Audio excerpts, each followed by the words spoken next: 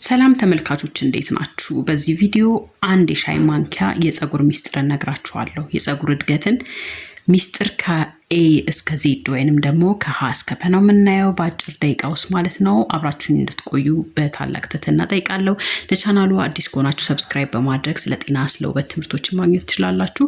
አሁን ወደ ቪዲዮ እንሂድ። ብዙዎቻችን በሺዎች የሚቆጠር ብር አውጥተን ሻምፖ፣ ኮንዲሽነር እና ትሪትመንት እንገዛለን፣ ግን ለውጥ የለም። ዛሬ ግን የምንነጋገረው ስለ አንድ ተአምራዊ መለኪያ ነው። ይህም ደግሞ አንድ የሻይ ማንኪያ በሚለው ነው እንግዲህ የመጣው። ፀጉር ለምን ይረግፋል? ፀጉራችን ልክ እንደ ተክል ነው። የራስ ቆዳ ልክ እንደ አፈር ሲሆን ፀጉራችን ደግሞ እንደ ተክል ነው ማለት ነው። አፈሩ ማዳበሪያ ወይንም ደምና ኦክሲጅን ካላገኘ ተክሉም ደግሞ በስነ ስርዓት አያድግም ማለት ነው። እንግዲህ በዚህ ቪዲዮ በተለይ ስለ DHT የሚባል ሆርሞን የፀጉርን ስር እንዴት እንደሚዘጋና ፀጉርን ቀስ በቀስ አምክኖ እንደሚያጠፋው ነው የምናየው ማለት ነው። በዚህ ቪዲዮ እንግዲህ 3 የተለያዩ አንድ የሻይ ማንኪያዎች መፍትሄዎችን ነው የምናየው። ይህም ደግሞ ለተለያዩ የፀጉር አይነቶች፣ ለሳሳ ፀጉር፣ ለተመለጠና ለደረቀ በዝርዝር እናያለን። በድጋሚ አብራችሁን ቆዩ። የመጀመሪያው የጉሎ ዘይት ነው ወይንም ደግሞ ካስተር ኦይል። ለሳሳ ፀጉርና ለፊት ፀጉር ይሄ ቤቢ ሄር እንዲወጣ ያደርጋል። የጉሎ ዘይት በውስጡ ሪሲኖይሊክ አሲድ ይዟል። ይህ አሲድ የራስ ቆዳ ላይ ሲቀባ የደም ቧንቧዎችን በማስፋት ወይም ደግሞ ቫሶዳይሌሽን በማድረግ ማለት ነው የተኙ ፀጉሮችን ስሮች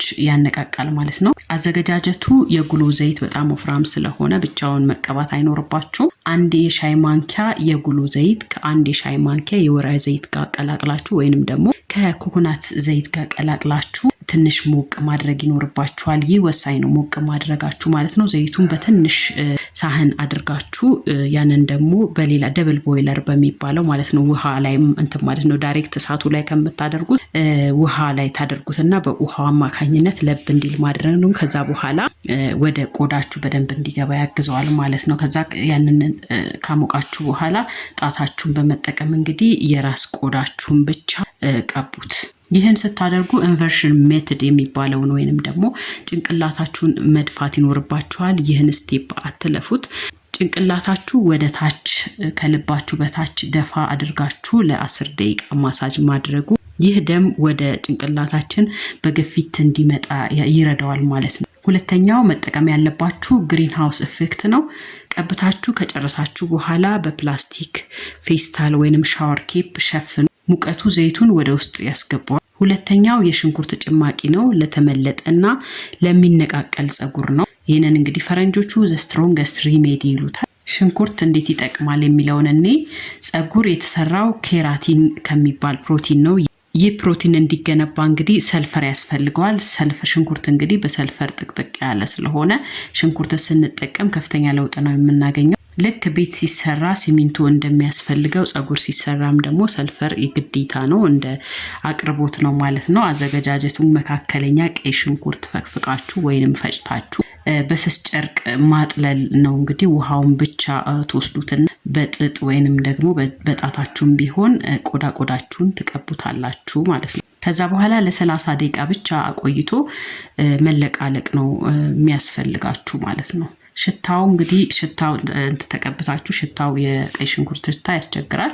ሽታውን ለማጥፋት ደግሞ የሚጠቅማችሁን ነገር ልንገራችሁ። ከ30 ደቂቃ በኋላ ቆይታችሁ ስታበቁ የሎሚ ጭማቂን ከውሃ ጋር ደባልቃችሁ ፀጉራችሁን ማለቅለቅ ወይንም ደግሞ የሮዝመሪ ውሃን እንደ ማለቅለቂያ ስትጠቀሙ ሽታውን ፈጽሞ ያጠፋላችኋል ማለት ነው። ሶስተኛው የስኳርና የአብሽን ጥቅም ነው የምናየው። እንግዲህ አንዳንዴ ፀጉር የማያድገው የቆዳው ቀዳዳዎች ሲደፈኑ ነው። አንድ የሻይ ማንኪያ ስኳር ወስዳችሁ ከሻምፑ ጋር ቀላቅላችሁ በወር ለ2 ጊዜ ብቻ መታጠብ፣ በሱ ማሳጅ ማድረግ በቂ ነው። ከዛ በኋላ ስክረብ ከተደረገ የቀዳዳው ሲሰፋ አዳዲስ ፀጉሮች እንግዲህ ይወጣሉ ማለት ነው። አብሽን ደግሞ እንደ ሞይስቸራይዘር ነው የምትጠቀሙት። ለኢትዮጵያውያን ፀጉር እንግዲህ አብሽ ፍቱን ነው። አንድ የሻይ ማንኪያ አብሽ በውሃ ዘፍዝፎ ማሳደር፣ ጠዋት ላይ ውሃውን በማጥለል መጠጣት ትችላላችሁ። ከዛ በኋላ ፍሬውን ደግሞ ፈጭታችሁ እንደ ማስክ ለፀጉራችሁ ብትጠቀሙት ፀጉራችሁን ያለሰልስላችኋል። ቀጣይ የምናየው የውስጥ ህክምና ነው። ከውጭ የምንቀባው 50% ስራ ይሰራል፣ 50% ደግሞ የሚወስደው ከውስጥ የምንመገበው ምግብ ነው ማለት ነው። የዱባ ዘር ወይንም ደግሞ የዱባ ፍሬን ወስዳችሁ አንድ የሻይ ማንኪያ የዱባ ፍሬ ወይንም ደግሞ የዱባ ዘይትም ካገኛችሁ እሱን ብትመገቡ ጸጉራችሁ የሚረግፈውን እንዲረግፍ የሚያደርገውን ሆርሞን ከላይ ጠቀስኩትም ማለት ነው ለመቀነስ ወይንም ለመከላከል ይረዳል። በቂ ውሃን አለመጠጣት ጸጉር ደረቅ እንዲሆን ያደርጋል። ስለዚህ በቂ ውሃ በደንብ መጠጣት ይኖርባችሁ።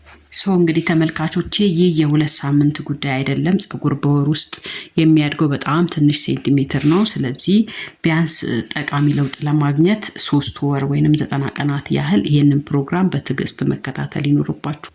ይሄን ከላይ ጠቀስኳቸውን ነገሮች እንግዲህ ሳትሰላችሁ ከተጠቀማችሁ ጥሩ ለውጥ ታገኙበታላችሁ። በቀጣይ ቪዲዮ ደግሞ በሌላ ርዕስ እንገናኛለን።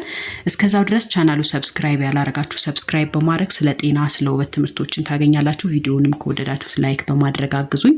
በቀጣይ ቪዲዮ እንገናኛለን። እስከዛው ድረስ ሰላማችሁ ብዝት ይበልልኝ። ቻው ቻው።